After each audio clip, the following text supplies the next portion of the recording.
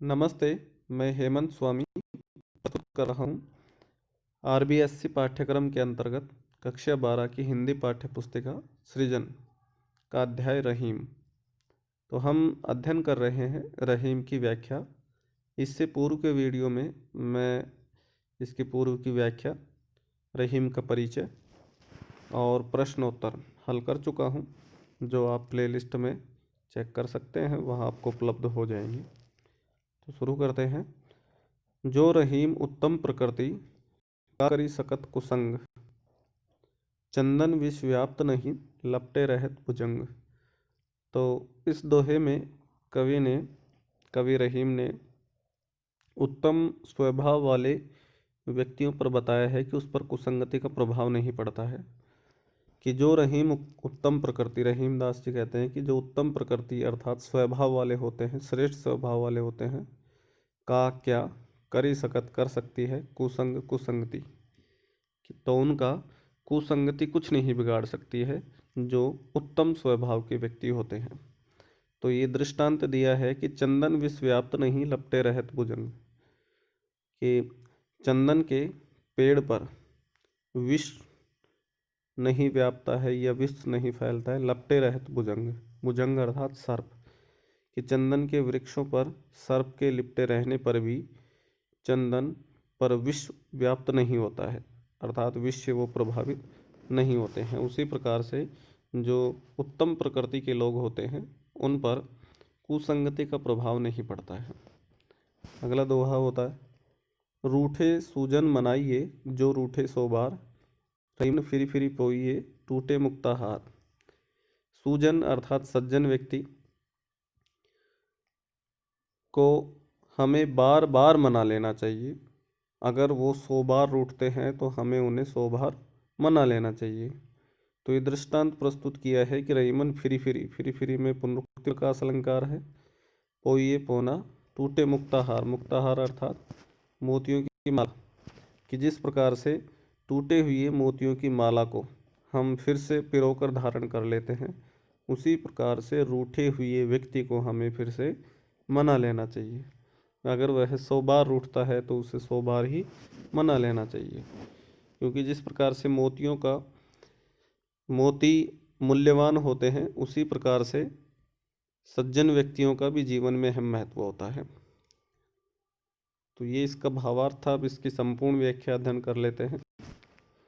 कि प्रस्तुत दोहा हमारे पाठ्य पुस्तक सृजन से संकलित कवि रहीम के दोहों से ली गई है, और प्रसंग कवि ने उत्तम स्वभाव वाले व्यक्तियों पर कुसंग का प्रभाव न पड़ने की बात सप्रमाण कही है।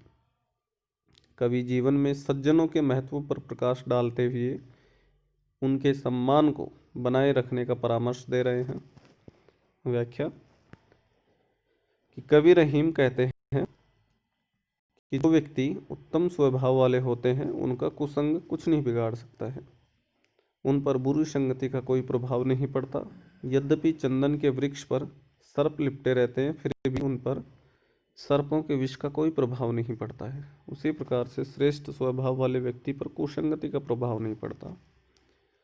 अगले दोहे की व्याख्या है कि कवि रहीम का परामर्श है कि यदि सज्जन व्यक्ति किसी बात पर रूठ जाए तो उसे बार बार मना लेना चाहिए, उसे मनाने का प्रयास करना चाहिए।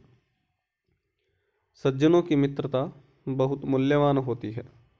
मोतियों का हार जितनी बार भी टूटता है, उसे हर बार फिर से पिरोने या गूंथने का यत्न किया जाता है।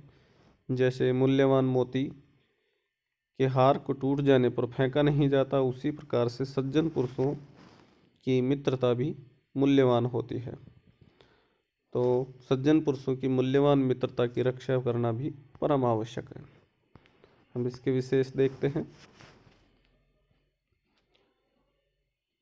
तो पहला बिंदु दिया है कि जिसका स्वभाव उत्तम होता है वे बुरी संगति से अप्रभावित रहते हैं और अपने स्वभाव से दूसरों को लाभ पहुंचाया करते हैं। चंदन सर्पों के विष से तनिक भी प्रभावित नहीं होता, अपितु अपनी मधुर गंध से अन्य वृक्षों को सुवासित करता है, सुगंधित करता है। यही दोहे का संदेश है। दूसरा बिंदु है कि सज्जनों का साथ सौभाग्यशालियों को प्राप्त होता है, अतः उसे किसी कीमत पर भी गंवाना नहीं चाहिए। सज्जनों की मित्रता मोती के हार जैसे ही मूल्यवान और अपरिहार्य होती है। यह समझना कवि का उद्देश्य है, समझाना कवि का उद्देश्य है। यहाँ पर तत्सम शब्दों से युक्त सुमेल सक्षम ब्रज भाषा का प्रयोग हुआ है। शैली दृष्टांतपरक और संदेशात्मक है, संदेश दिया गया है दोनों में। काकरी सकत कुसंग में अनुप्रास, फिरी फिरी में पुनरुक्ति प्रकाश और दोनों दोहों में दृष्टांत अलंकार है। यहाँ पर छंद दोहा प्रयुक्त हुआ है, भाषा में बता चुका, ब्रज भाषा है, तत्सम तद्भव युक्त। रस सांतरस है, गुण प्रसाद, रीति पांचाली है, शब्द शक्ति लक्षणा और तुकबंदी से अंत्यानुप्रास। तो इस प्रकार से ये पूर्ण होता है। अगर चैनल को सब्सक्राइब नहीं किया है तो सब्सक्राइब करके और बेल आइकन दबाना न भूलें। हिंदी से संबंधित सभी जानकारी आपको उपलब्ध हो जाएंगी। धन्यवाद।